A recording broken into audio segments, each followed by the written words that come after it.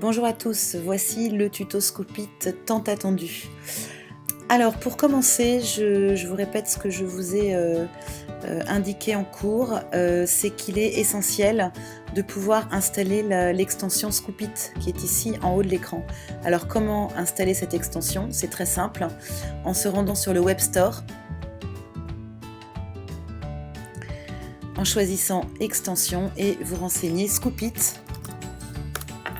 Voilà, donc c'est exactement comme l'installation d'une application sur un mobile, c'est le même fonctionnement.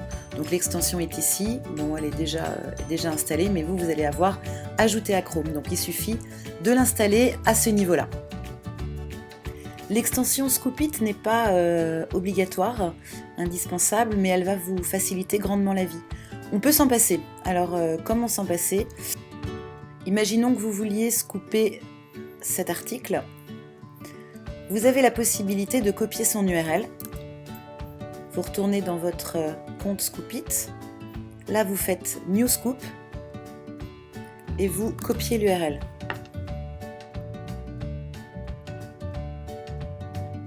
Voilà, donc là, on arrive à un résultat identique, mais avec beaucoup plus de manipulation que l'utilisation de l'extension. Donc, je vous remontre la même manip, cette fois avec l'extension.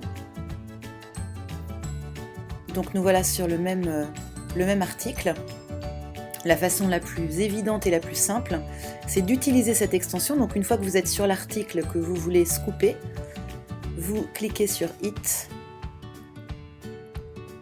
et on vous propose la même interface que lorsque vous avez copié l'URL. Une fois que vous êtes arrivé ici, il y a plusieurs choses à prendre en considération. D'abord, pensez absolument à rajouter des mots-clés. Donc je vais faire ça très vite.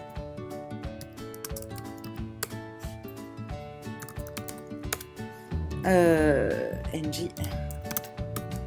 Bref, vous mettez les mots-clés les plus pertinents.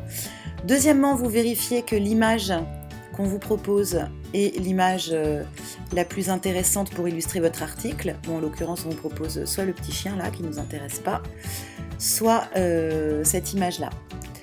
Vous allez ensuite, après avoir bien lu votre article, éditer votre commentaire. Donc ce commentaire doit être un commentaire pertinent ou du moins enrichissant.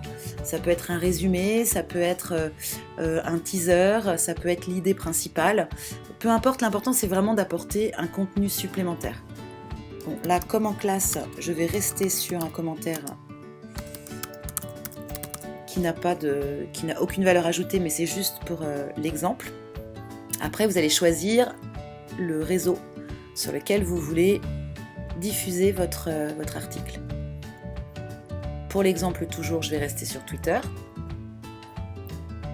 Ici, vous avez le message qui a été écrit par la personne qui a écrit et mis en ligne l'article. Vous pouvez évidemment le modifier, le conserver tel quel, pensez à rajouter des hashtags quand ça part sur Twitter. Bon, en l'occurrence, on va mettre un hashtag devant le nom de l'agence.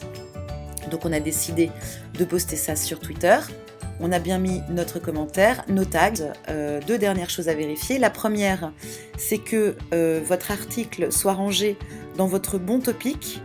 En principe, vous n'en aurez qu'un seul de topic, mais au cas où vous en auriez plusieurs, il est important de vérifier que vous allez dans le topic le plus pertinent. Et enfin, vous choisissez si vous envoyez cet article en lien direct ou indirect. Si vous l'envoyez en lien indirect, comme c'est le cas, la personne qui va cliquer sur votre post Twitter va arriver sur votre interface Scoopit.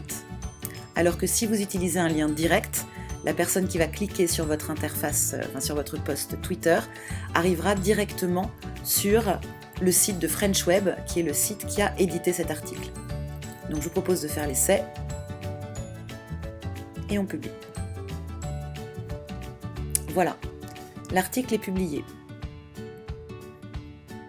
Allons voir maintenant ce que ça donne du côté de l'internaute qui va trouver votre tweet dans sa timeline. Donc voilà, ce qu'on vient de publier, c'est ça. Ça contient bien mon lien en direction de Scoopit, puisqu'on voit le sco.it. À ce stade-là, l'internaute ne sait pas si vous allez l'envoyer en lien direct ou indirect. Donc faisons l'essai.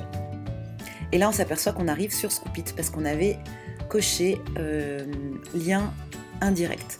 Donc l'intérêt de faire venir directement sur votre blog Scoop It, c'est de faire connaître l'existence de votre curation et de faire connaître votre niveau d'expertise.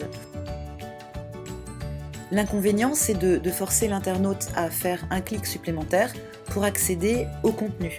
Donc ça, c'est un risque d'avoir un taux de rebond important, un risque à mesurer, mais sans risque, on n'a pas de notoriété. Donc le conseil que j'aurais à vous donner, c'est d'utiliser un tiers de liens indirects et un tiers de liens directs. Donc voilà, ce que l'internaute est obligé de faire, c'est de cliquer une seconde fois pour accéder au contenu. Voilà donc pour cette présentation très succincte qui fait suite au cours que nous avons eu ensemble. Nous rentrerons dans le détail des fonctionnalités plus avancées de Scoop It dès la semaine prochaine. Voilà, à très bientôt!